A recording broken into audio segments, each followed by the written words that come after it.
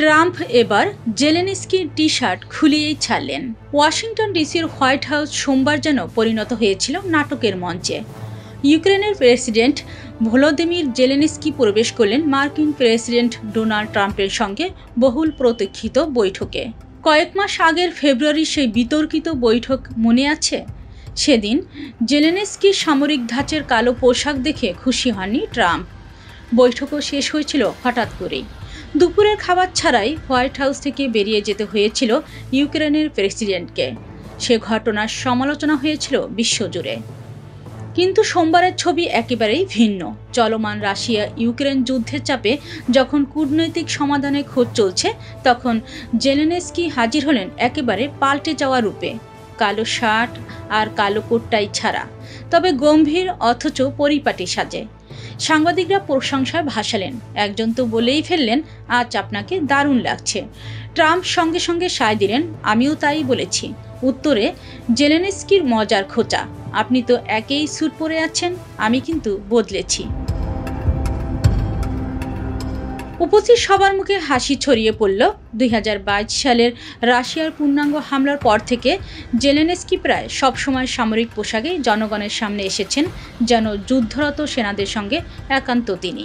তবে ট্রাম্পের সঙ্গে ফেব্রুয়ারির বৈঠকের তিক্ত অভিজ্ঞতার পর ধীরে ধীরে তার পোশাকে এসেছে পরিবর্তন।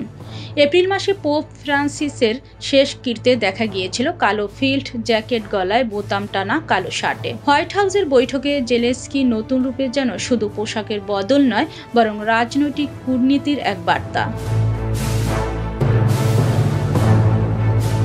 যুদ্ধবিধ্বস্ত ইউক্রেন শান্তির পথে এগোবে কি না সেই প্রশ্নের উত্তর খুঁজতেই এই বৈঠক। এদিকে আরেক ভেলকিও দেখালেন ট্রাম্প। ইউক্রেন যুদ্ধ বন্ধে ইউরোপীয় নেতাদের সঙ্গে বৈঠক করেছিলেন মার্কিন প্রেসিডেন্ট। টেবিলে মুখোমুখি বসেছিলেন ইউক্রেনের প্রেসিডেন্ট ভলোদিমির জেলেনস্কি, ফ্রান্সের ইমানুয়েল ম্যাক্রোঁ, জার্মানির ফ্রেডরিক মের্সি সহ ইউরোপের শীর্ষ নেতারা। হঠাৎ বৈঠকের মাঝপথে ঘর জুড়ে গুঞ্জন ছড়িয়ে পড়ে ট্রাম্প ফোন করেছেন মস্কো।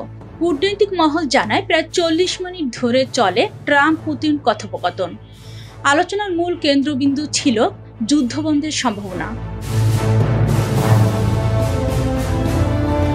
বৈঠকের মাঝে ট্রাম্পের এই সিদ্ধান্ত ইউরোপীয় নেতাদের বিস্মিত করলেও তারা আবার আলোচনায় ফিরে আসেন। এর আগে ট্রাম্প ঘোষণা দিয়েছিলেন বৈঠক শেষে তিনি পুতিনকে ফোন করবেন। সোমবার হোয়াইট হাউসে উপস্থিত ছিলেন ইউরোপীয় কমিশনের president Ursula von der Leyen, যুক্তরাজ্যের প্রধানমন্ত্রী কিয়ার স্টারমার, ইতালির প্রধানমন্ত্রী জর্জিয়া মেলোনি, ফিনল্যান্ডের প্রেসিডেন্ট আলেকজান্ডার স্টাব এবং নেটোর মহাসচিব মার্ক রুটে।